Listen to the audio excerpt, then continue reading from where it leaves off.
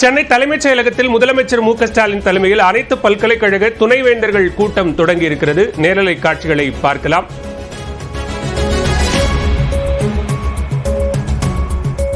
முதலமைச்சர் மு.க.ஸ்டாலின் தலைமையில் அனைத்து பல்கலைக்கழக துணைவேந்தர்கள் மற்றும் பதிவாளர்கள் உடனான ஆலோசனை கூட்டம் சென்னை தலைமைச் செயலகத்தில் தொடங்கி இருக்கிறது. உயர்கல்வித்துறை அமைச்சர் கோவி செழியன் இந்த மாநாட்டில் பங்கேற்றிருக்கிறார் மற்றும் கல்வித்துறை சார்ந்த உயர் அதிகாரிகளும் இந்த ஆலோசனை கூட்டத்தில் பங்கெடுத்திருக்கக்கூடிய நிலையில் இந்த கூட்டம் தற்போது தொடங்கி இருக்கிறது. கூடுதல் விவரங்களோடு இணைகிறார் சிறப்பு செய்தியாளர் சடையாண்டி. விவரங்களை பதிவு செய்யலாம்.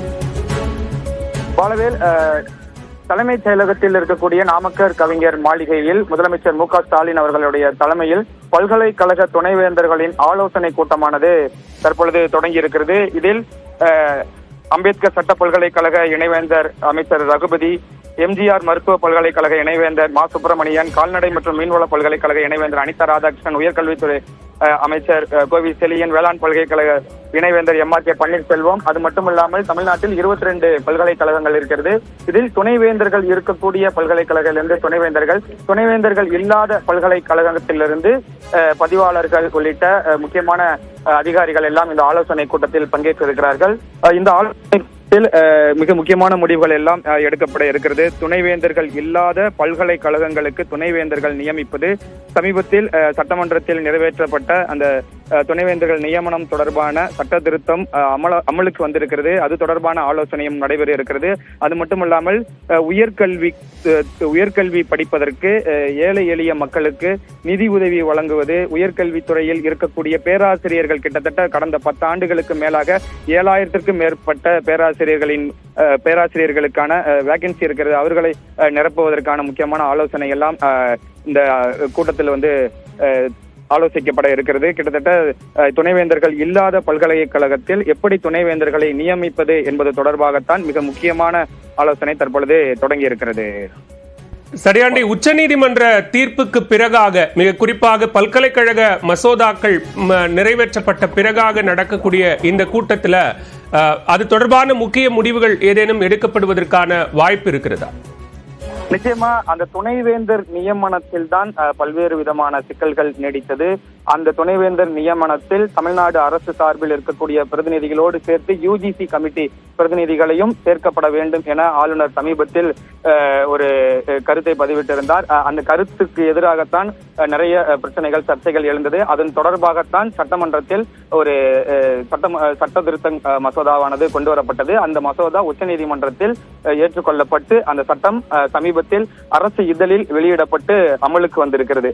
அந்த சட்ட திருத்தம் தொடர்பாக மிக முக்கியமான ஆலோசனை கூட்டம் தற்பொழுது நடைபெற இருக்கிறது. ஏற்கனவே தமிழ்நாட்டில் 22 பல்கலைக்கழகங்கள் இருக்கின்றன. மொத்தமே 6 பல்கலைக்கழகத்திற்கு தான் துணைவேந்தர்கள் இருக்கிறார்கள். மீதம் இருக்கக்கூடிய பல்கலைக்கழகத்திற்கு எப்படி துணைவேந்தர்களை நியமிப்பது? துணைவேந்தர்களுக்கு 3 ஆண்டுகள் கால அவகாசம் இருக்கின்றன. அதில் அந்த 3 ஆண்டிலிருந்து 5 ஆண்டுகளாக பதவி நீட்டிப்பு செய்வதற்கான முக்கியமான ஆலோசனையும் இந்த கூட்டத்தில் ஆலோசிக்கப்பட இருக்கிறது. அது மட்டுமில்லாமல் கிட்டத்தட்ட நிதி பற்றாக்குறை, நிறைய பல்கலைக்கழகங்கள் நிதி பற்றாக்குறையில் தவித்து வருகின்றன. ஏழை எளிய மக்களுக்கு ஸ்காலர்ஷிப் வழங்கக்கூடிய இதில் நிறைய பிரச்சனைகள் இருக்கிறது.